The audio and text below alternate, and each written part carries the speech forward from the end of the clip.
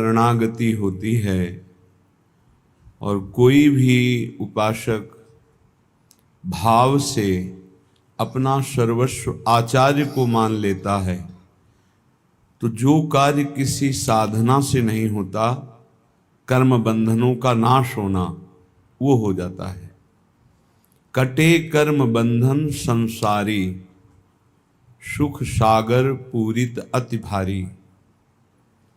अब यहां धैर्य रखना है, क्योंकि कर्म बंधनों का नाश होने के लिए भगवान कोई भी विधान बना सकते हैं। वो आपको कड़वा लग सकता है या मीठा लग सकता है, अनुकूल लग सकता है, प्रतिकूल, सुखद या दुखद, पर वो विधान आपके कर्म बंधनों का ही नाश करेगा यदि आप हृदय से भाव से आचार्य शरण में दृढ़ निष्ठा बनाए रखें। मात्र शरणागति से कटे कर्म बंधन संसारी, कमल कर जिन अभय दीन्हे कर्म बंधन सब कटे। जो शरण में आया, वरदहस्त जिसके माथे पे रख दिया, समस्त संचित कर्मों को भस्म करके, क्रियमाण को निष्फल करके और प्रारब्ध को सहने की सामर्थ्य देकर नित्य विहार रस में डुबो दिया। श्री भगवत ऋषिक जी महाराज कह रहे, पायन जाई पर्यो तब ते दुख दोष हरे, सुख दे सरसायन, सायन को जस गावत वेद, पुराण महाजन होत परायण। बस अंतर से देखना है,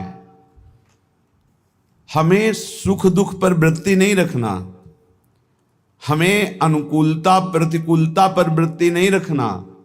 हमें ये वृत्ति बनानी है कि मेरे आचार्य, मेरे गुरुदेव, मेरे इष्ट देव मेरे लिए जो विधान कर रहे हैं बड़ा मंगल छुपा हुआ है। हमारी सोच है कि ऐसे मंगल होगा, लेकिन हम अल्पज्ञ हैं। ये सर्वज्ञ सत्ता है गुरुदेव की, इष्ट देव की, आचार्य देव की।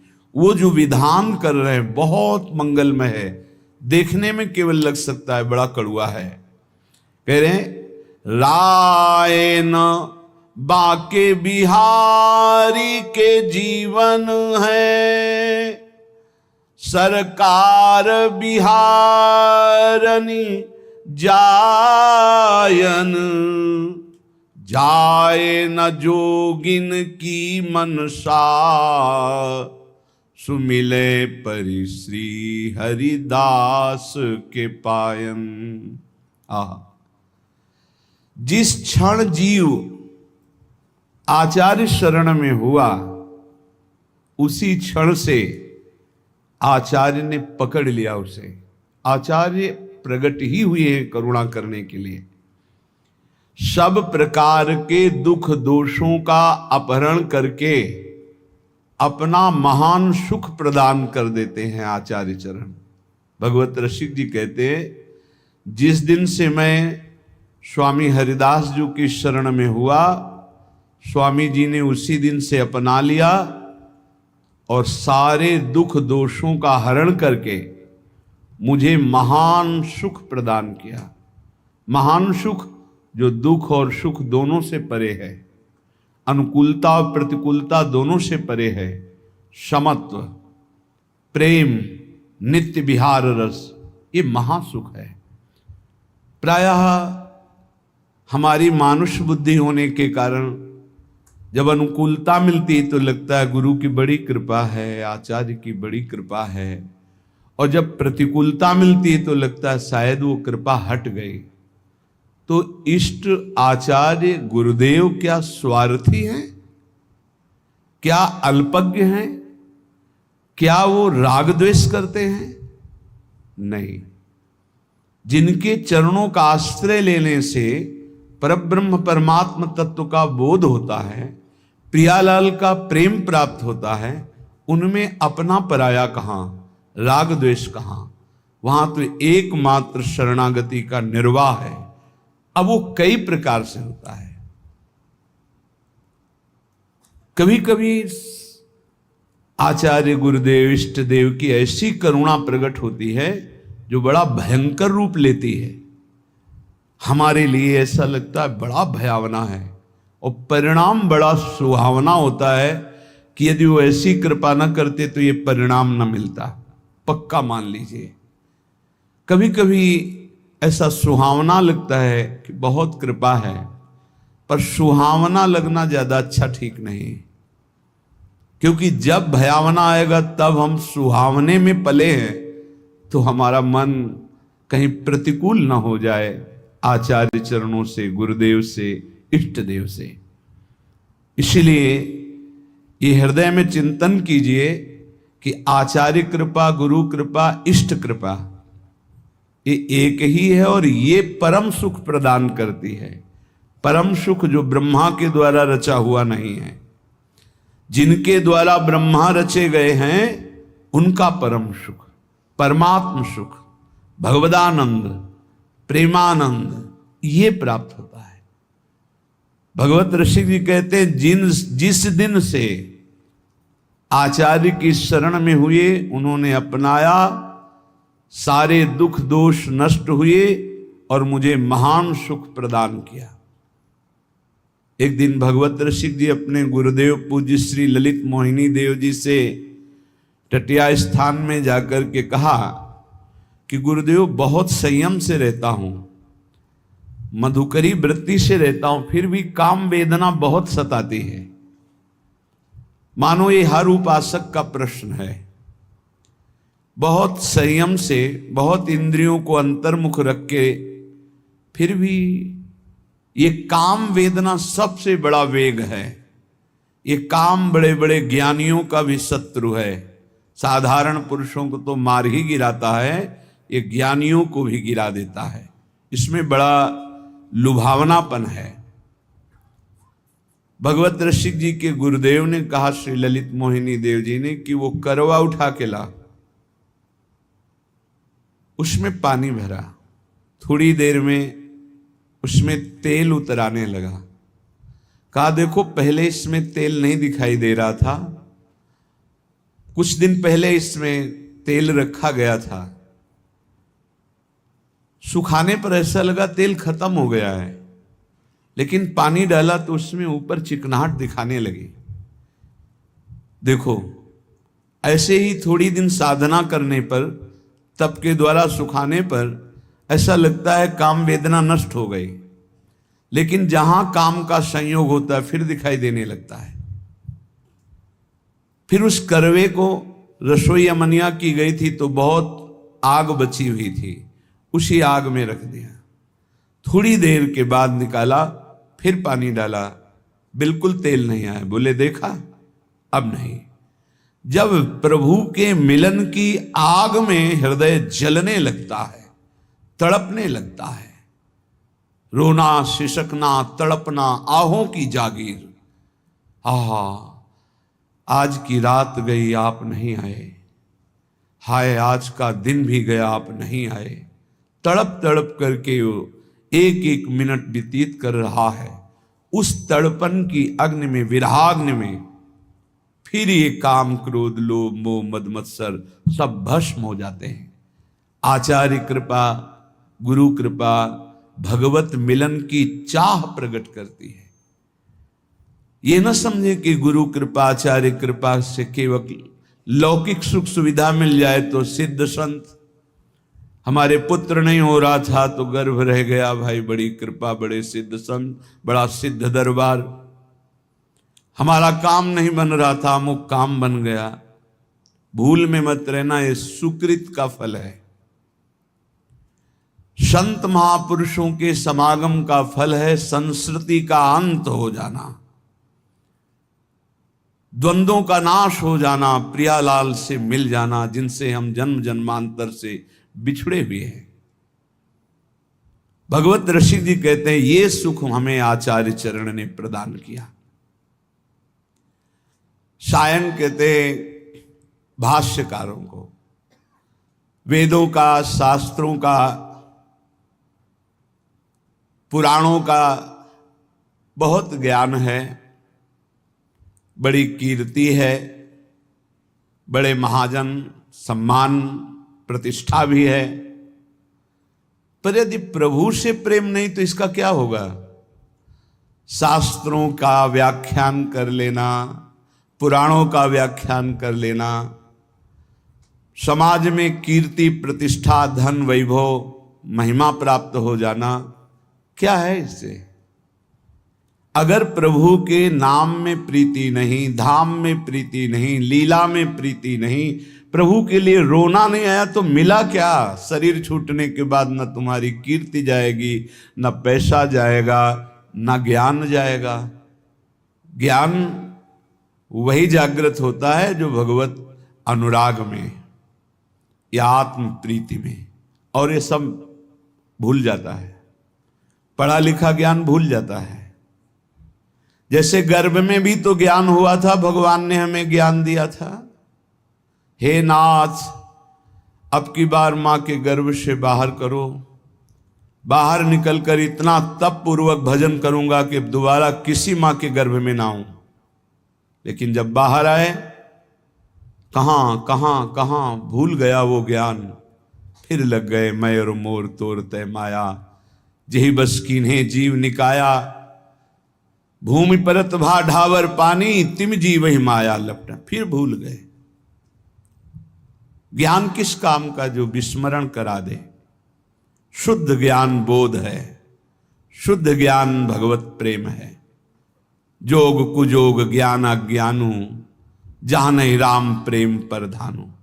भगवत रसिक जी कह रहे, बड़े बड़े शास्त्रों का ज्ञान होना, पुराणों का ज्ञान होना, मान प्रतिष्ठा मिलना, वैभव होना, ये सब है, भगवत प्रीति नहीं है, भगवान के लिए रोना नहीं आया, निरंतर स्मृति नहीं है, तो जीवन का कोई विशेष लाभ नहीं। प्रिया प्रीतम के अनन्य भाव में जो डूबे हुए रसिकाचार्य महाजन हैं, इनकी शरणागति मात्र किशोरी जी के चरणों में प्रेम प्रदान करती है। पर शरणागति होती मन से, वचन से, कर्म से, स्वयं से। हमारे कर्म प्रिया प्रीतम के लिए, हमारा मन प्रिया प्रीतम में लगे, हमारी वाणी प्रिया प्रीतम का नाम जप करे, गुण कीर्तन, पद कीर्तन करे, तो स्वयं में अनुभूति होने लगेगी कि मैं श्यामाजू का हूं, मैं प्रिया प्रीतम का हूं। बोले बड़े बड़े योगियों का पवित्र किया हुआ सूक्ष्म मन भी जिस नित्य विहार रस में, अर्थात श्यामा श्याम की प्रेम के लिए में प्रवेश नहीं कर पाता, वहां स्वामी जी महाराज की कृपा से हमारा प्रवेश हो गया। भगवत रसिक कहते हैं। इसलिए हम रसिक चक्र चूड़ामणि श्री स्वामी श्री हरदास जी के चरणों की शरण में हूं, क्योंकि इनकी शरण में आने में वो सुख मिला जो कहीं किसी साधन में नहीं है।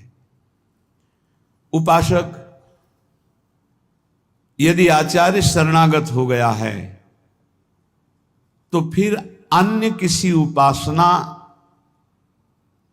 या किसी अन्य देवी देवता का आश्रय किसी भी प्रलोभन से न ले, तो सर्वस्व की प्राप्ति आचार्य कृपा से ही हो जाती है। आचार्य प्रकट होते ही हैं रस देने के लिए, पर हमारे हृदय में इसलिए वो रस नहीं आ पा रहा कि हमारा मन कहीं और है, वचन कुछ और निकल रहे हैं, क्रियाएं कुछ और हो रही हैं, अभी शरणागति परिपक्व नहीं हुई। श्रीपाद प्रबोधानंद जी देखो, इसी शरणागति की प्राप्ति होने पर कह रहे हैं, धन्योस्मि, मैं धन्य हो गया। जैसे भगवत ऋषि जी कह रहे, मैं धन्य हो गया। बोले मेरी शरणागति पूर्ण हुई कि नहीं ये कौन बताएगा? आपकी छाती बताएगी। धन्योस्मि, मैं धन्य हो गया। कैसे तुम्हें बताएं? स्वप्न में भी भय नहीं होने देते, स्वप्न में भी प्रभु स्वप्न में भी भय नहीं होने देते। कभी भयावह स्वप्न जैसे मन दिखाए, उस समय प्रभु आकर के भय से मुक्त, स्वप्न में, तब बहुत कितने करुणा में, जागृत में भय दुख की तो बात जाने दो, स्वप्न में भय नहीं होने देते। मुस्कुराते हुए युगल सरकार वहीं कोई न कोई अद्भुत ऐसा लीला करते, बचाव पक्ष प्रकट होता है, फिर जब नेत्र खुलते हैं तो चिंतन करके रोना आता है। कितना प्यार करने वाले लोग क्यों नहीं समझते, प्यार के लिए तड़प रहे हैं सब, और प्यार का समुद्र उफान पे है, प्रिया प्रीतम इनकी तरफ क्यों नहीं मुड़ते, शरीरों के प्यार में क्यों लगे हुए हैं, एक दूसरे के शरीरों में आकर्षित क्यों हो रहे हैं। ये भगवान की विचित्र मोहिनी माया है, जो मार्ग मिलने पर भी प्रिया प्रीतम की तरफ हम नहीं बढ़ पा रहे। सच्ची मानिए, स्वप्न में भी दुख नहीं होने देते, बड़े कृपाल। स्वप्न में भी सरकार भय नहीं हो, स्वप्न में भी आप सच्ची मानिए। यहां हम देखते हैं कि मन तड़पता है कि कोई हमें प्यार करे, ये सब पूरे जगत की बात है, पशु पक्षी सब, क्योंकि सब प्रेम स्वरूप भगवान के अंश हैं, तो सबको प्रेम। हम आपसे प्रार्थना करते हैं, एक बार हमारी बात मान लीजिए, हमारे गुरुजनों की, हमारे शास्त्र की, प्रेम समुद्र है हमारे प्रभु। आप कहोगे कि आप साधु महात्मा हो इसलिए प्रभु आपसे प्रेम करते हैं, प्रभु का ऐसा स्वभाव नहीं। बस प्रभु को एक चीज चाहिए, प्रभु के सिवा आपका अंतर से कोई अपना ना हो, बस इतनी बात करने के लिए सारे शास्त्र, सारी साधनाएं, सब कुछ है। कुछ बातें ऐसी जो शब्द हमारे पास नहीं कि हम कह सकें, बस ऐसे ऐसे कर लें तो जान लेना कि असमर्थ हैं, बता नहीं पा रहे, वो शब्द नहीं। बस एक बात प्रभु को चाहिए कि प्रभु के सिवा हमारा अपना कोई नहीं, अंदर से, बाहर से, अंदर से आपके अपना कोई ना हो। फिर आप चमत्कार देखिए हमारे प्रभु का। चमत्कार का मतलब ये नहीं कि आप चल नहीं पाते तो चल लेंगे, आपको दिखाई नहीं देता तो ऐसे, ये नहीं, ये सब लौकिक बातें हैं। हर क्षण प्रिया प्रीतम आपको अपने समीप दिखाई देंगे।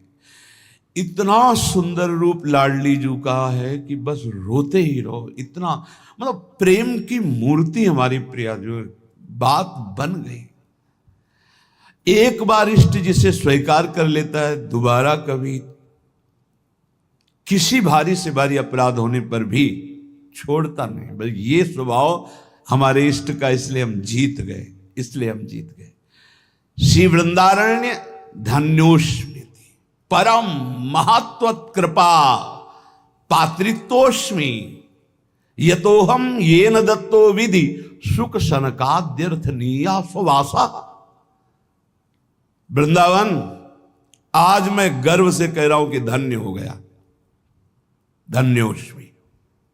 हे, यही हम आपसे भी कहना चाहते हैं, जो रोज हम कहते हैं, आया ना समझ में, तुम्हारे पास है, तुम भगवत प्राप्ति बोलो ना, ऐसे जैसे बोलते हैं ना, वो यही बोलवाना चाहते हैं। हाँ, मैं धन्य हो गया, मुझे मानव देह मिली, गुरु शरणागति मिली, वृंदावन मिला, मैं धन्य हो गया, मुझे कोई संशय नहीं, अपने ऊपर संशय ही संशय है, पर आराध्य देव की कृपा पे कोई संशय नहीं। यही कहलाना चाहते हैं, यही, और इसी से काम बनता है, इसी से काम बनता है। देखो,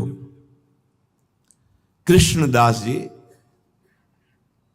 अधिकारी पद पर थे, श्रीनाथ जी की समस्त सेवा विधान के अधिकारी थे श्रीनाथ जी, और वो अपने लाडले ठाकुर के लिए स्वयं जाते थे आगरा सेवकों के साथ विविध प्रकार की सेवा सामग्री खरीदने। श्रीनाथ जी अन्योर के पास गिरिराज जी में जहां प्रकट हुए वहीं विराजमान थे उस समय।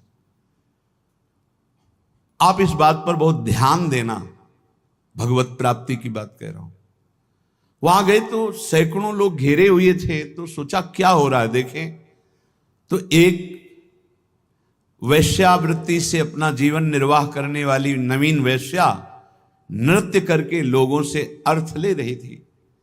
नाचना गाना रिझाना, कोई 10 कोई 5 कोई 1, ऐसे। कृष्णदास जी वयोवृद्ध थे, महापुरुष, भगवत सखा है, नित्य सखा है, बहुत उच्च कोटि के महापुरुष, कोई साधारण नहीं। वैश्या को देखा, उसकी हाव भाव चातुरी, उसका बोलना, उसका चितवन निकाला ठाकुर जी के सेवा वाले से 10 रुपया। वैश्या ने देखा कि संत हैं, पर बड़े रिझवार संत हैं, 10 रुपया फिर निकाला। अब वैश्या की तो दृष्टि उन्हीं पे जम गई। 2-3 बार नजदीक आए, उनका 1000 मुद्राएं देंगे। अरे उनका मालिक आदेश करो, कहाँ है? बोले पूरे परिकर सहित जहां हमारा विश्राम स्थल वहां, अब तुम केवल हमें दिखाओ। 1000 मुद्रा में तो पूरे परिकर सहित गान बजा नृत्य देखा। ठीक है, उनके परिकर से कहा कि 1000 मुद्राएं सब आपस में बांट लो, और वैश्या से कहा मेरे बादशाह के सामने तुम्हें नाचना है, तुम जितनी संपत्ति कहोगे उतनी दें, केवल नाचना है। उनका हमारा तो जीवन कृतार्थ हो गया। आप कौन हो, काम? बोले कुछ परिचय नहीं, बस मेरे साथ चलना है, और ये तुम्हारे परिकर का कोई नहीं चलेगा। इनको जितना कहो हम अर्थ दे दें, जिनसे इनका जीवन निर्वाह होगा, और तुम हमारे साथ चलो। ऐसा ही अधिकारी थे, खूब वैभव था। अब तो पूरे गिरिराज जी में, ब्रज में फैल गया कि बुढ़ापा बुद्धि बदल रही है। भाई देखो माया का प्रताप। कृष्णदास जी अधिकारी एक नवीन अवस्था की वैश्या आगरा से लाए हैं भाई, लेकिन संतों का उद्देश्य जो होता है वो कोई बिरला ही जान पाता है। अपनी कुटिया के बगल में एक झोपड़ी बनवाई, विराज में, और ब्रज के समस्त महान कुंडों का स्नान करवाया। फिर सुंदर पद पूर्ण रूप से अपनी रस रीति से गाना सिखाया उसे, ऐसे गायन किया है, और अपनी रस रीति के वाद्य। एक दिन कहा चलो आज अपने बादशाह के सामने हम पेश करते हैं, तुमको वैसे ही पेश होना है जैसे बादशाह के सामने पेश हुआ जाता है। अगर मेरे साहब रीझ गए तो जन्म जन्म की बिगड़ी तेरी बन जाएगी। अभी तक नहीं बताया था किसके पास ले जा रहे हैं। बोले चल और देख, ये मत समझना कि मेरे बादशाह मूर्ति है, साक्षात विराजमान है। उसने कहा मुझे तो पैसे से मतलब है, मनमानी पैसा देंगे, बस तू रिझा दे। और श्रीनाथ जी के पास जाके कहा प्रभु जब जब आगरा गए हैं तो आपकी पसंद की चीज लाए हैं, आज एक पसंद की वस्तु हम लाए और आपको भेंट कर रहे हैं, स्वीकार करो। वो श्रीनाथ जी को नमन करके जीव ही नृत्य शुरू किया और पूरा पद गाया।